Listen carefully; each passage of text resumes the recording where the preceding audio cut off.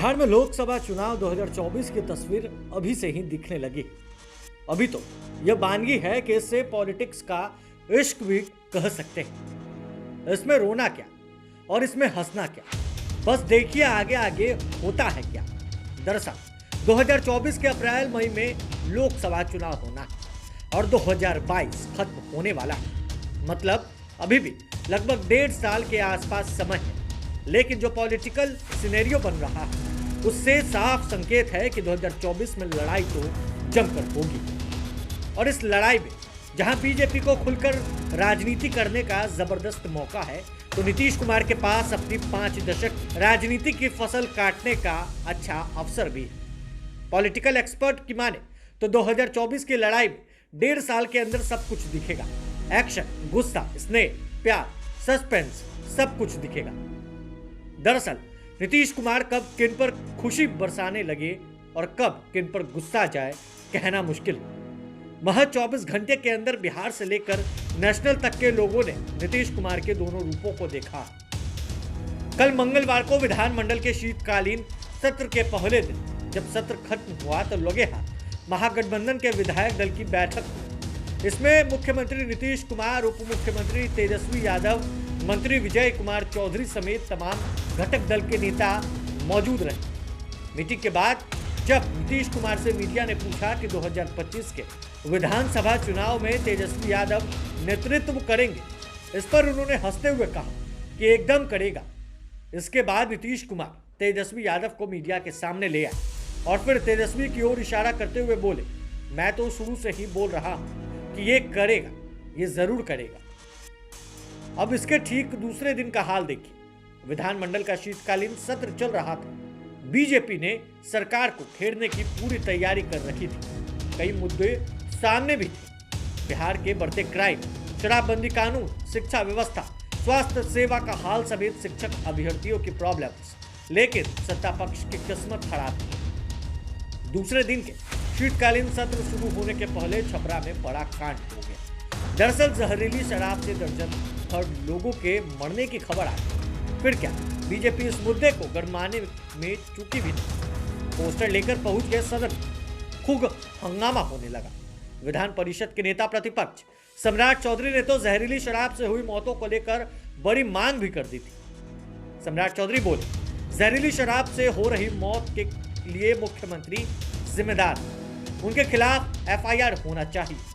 वहीं नेता प्रतिपक्ष विजय सिन्हा ने कहा कि हम शराबबंदी के पक्ष में हैं, लेकिन जहरीली शराब से हुई मौत को लेकर सदन में बहस चाहते हैं।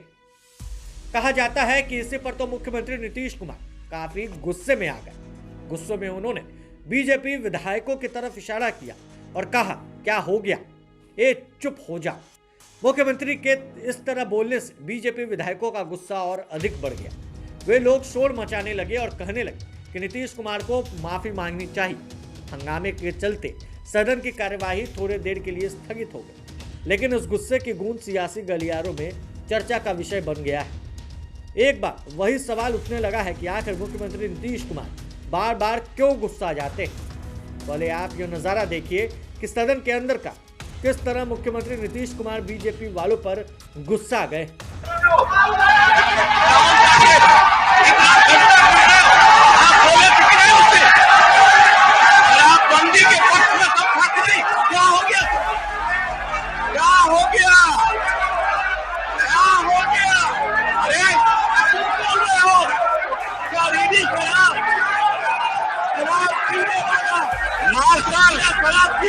सभी मार्शल इनके लोगों है उसको ले लीजिए और तुम्हारे मार्शल को आदेश दिया जाता है तो कितना पोस्टर ले लीजिए, गंदा काम कर पोस्टर को लीजिए। मतलब है कि तुम ही लोग गड़बड़ करवा रहे हो। पोस्टर को लीजिए, क्या तुम लोग को छोड़ दिया, इतना गंदा काम कर रहे हो। सबको भगाओ यहाँ से। आप पक्ष में बोल रहे हो, आपको बिल्कुल बर्दाश्त नहीं किया जाएगा। सदस्य अपने अपने स्थान पर आप बैठे, देख लो क्या हो गया। आप अपने अपने स्थान पर बैठे हो गया। अब बोल रहा है खराबी हो गया तुम लोग, इतना गंदा है, आप टॉलरेट नहीं किया जाएगा। आज जो कर रहे हो ये पूरे बिहार में चलेगा और गंदा काम। तो आपने देखा कि किस तरह सदन के अंदर नीतीश कुमार किस तरह गुस्सा है, वहीं बीजेपी वाले कितने अधिक शोर मचा रहे। स्पीकर अवध बिहारी चौधरी सबों को शांत कराने के लिए कह रहे। इस पर अब सियासत भी तेज हो गई। सत्ता पक्ष जहां इसे पूरे प्रकरण पर बचते नजर आए और मुख्यमंत्री का बचाव करते रहे, वहीं विरोधी उन्हें घेरने से नहीं चूक रहे। इसे लेकर केंद्रीय मंत्री गिरिराज सिंह ने तंज कसते हुए कहा कि मुख्यमंत्री नीतीश कुमार के व्यवहार में काफी बदलाव आ गया, वे काफी बदल गए। इधर पॉलिटिकल एक्सपर्ट कहते हैं कि मुख्यमंत्री का बीजेपी के खिलाफ गुस्सा पहली बार नहीं हुआ है। खासकर विजय सिन्हा के खिलाफ वो पहली बार भी गुस्सा चुके हैं। मुख्यमंत्री नीतीश कुमार का यह गुस्सा उस समय हुआ था जब वो एनडीए में ही शामिल थे, तब बिहार में बीजेपी और जेडीयू की सरकार। इसके बाद वो विजय सिन्हा पर गरमा गए। उस समय विजय सिन्हा स्पीकर की कुर्सी पर आसीन थे। इसके लिए आपको थोड़ा फ्लैशबैक में ले चलते हैं। दरअसल इसी साल विधानमंडल का बजट सत्र चल रहा था, तब नीतीश कुमार का इस तरह का रौद्र रूप पहली बार मंत्रियों विधायकों ने देखा था। उस समय नीतीश कुमार एक ही घटना के सदन में बार बार उठाए जाने से काफी नाराज थे, इसलिए उन्होंने मंत्री की ओर से खुद ही मोर्चा संभाल लिया था।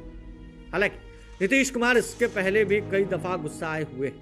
2 बार तो सदन में नेता प्रतिपक्ष तेजस्वी यादव और जेडी एमएलसी सुबोध राय पर अपना गुस्सा उतार चुके हैं। लेकिन आज के संक्षिप्त गुस्से और कल की तेजस्वी के नाम पर खुशी को पॉलिटिकल एक्सपर्ट सीधे 2024 और 25 की लड़ाई से देख रहे हैं। पॉलिटिकल एक्सपर्ट की माने तो जिस तरह से मुख्यमंत्री नीतीश कुमार और जेडीयू के राष्ट्रीय अध्यक्ष ललन सिंह अपनी रणनीति को आगे बढ़ा रहे हैं, उससे बीजेपी लोग टेंशन में। भले ही बीजेपी वाले कुर्मी उपचुनाव में जीत की खुशी मना रहे हैं, लेकिन अंदर ही अंदर नीतीश कुमार की सियासी चाल को समझने की कोशिश कर रहे हैं। लेकिन कहा जाता है कि नीतीश कुमार को था पाना असंभव है। दरअसल सियासत से जुड़ा आदमी हो या गांव गलियों का कोई साधारण आदमी, वे सब अच्छी तरह से जानते हैं कि नीतीश कुमार कब कौन सा कदम उठा लेंगे, कहना मुश्किल। ऐसे में उनके बारे में लोग जितना ज्यादा सोचते हैं उतना ज्यादा उलझते जाते हैं। कुछ ऐसी मनादेश जो है वो बीजेपी वालों की। यदि देखा जाए तो कल से आज तक कई सियासी घटनाक्रम एक साथ हो गए। पहला वाकया तेजस्वी को लेकर, जब नीतीश कुमार ने 2024 के बजाय सीधे 2025 पर आ गए। मीडिया के सवाल पर उन्होंने साफ गोई से कह दिया कि 2025 में बिहार का नेतृत्व तेजस्वी यादव करेंगे। इसके लिए एक दिन पहले उन्होंने नालंदा में कहा था कि हमने विकास का बहुत काम कर लिया है, अब आगे तेजस्वी यादव को ही करना है और देखना है। ये 2 मामले थमे नहीं थे कि कल नीतीश कुमार और ललन सिंह ने जेडीयू के 2 वरीय नेताओं को बड़ी जिम्मेदारी दे दी। जेडीयू की ओर से जारी पत्र के अनुसार मंत्री श्रवण कुमार को उत्तर प्रदेश और मंत्री अशोक चौधरी को झारखंड का प्रभारी बना दिया गया। इसके साथ दोनों को उन राज्यों में बीजेपी के खिलाफ संगठन विस्तार का दायित्व सौंपा गया है। इससे सुर में नीतीश कुमार को प्रधानमंत्री बनाने का संकल्प भी लिया है और इस आवाज को जोरदार ढंग से उठाया गया है। पार्टी के बड़े बड़े नेताओं ने यहां तक कह दिया कि 2024 में नीतीश कुमार ही लाल किला पर झंडा फहराएंगे। पॉलिटिकल एक्सपर्ट की माने तो ये सियासी घटनाक्रम इतनी तेजी से हुई है कि बीजेपी क्या पॉलिटिकल एक्सपर्ट भी नहीं समझ पा रहे कि आखिर नीतीश कुमार नरेंद्र मोदी सरकार को किस तरह की रणनीति बना रहे हैं उनके खिलाफ। बहरा पॉलिटिकल एक्सपर्ट नीतीश कुमार के गुस्सा के मायने निकालने में जुट गए, क्योंकि नीतीश कुमार की लोगों के बीच एक अलग पहचान, उनकी पहचान सुशासन बाबू की है, उनकी पहचान जीरो टॉलरेंस की, उनकी पहचान विकास पुत्र की, उनकी पहचान जो वो ऐसी ही। और ऐसे पॉलिटिकल एक्सपर्ट इसे नए नजरिए से और नई रणनीति के चश्मे से देख रहे हैं और इसका सीधा कनेक्शन 2024 के चुनाव से।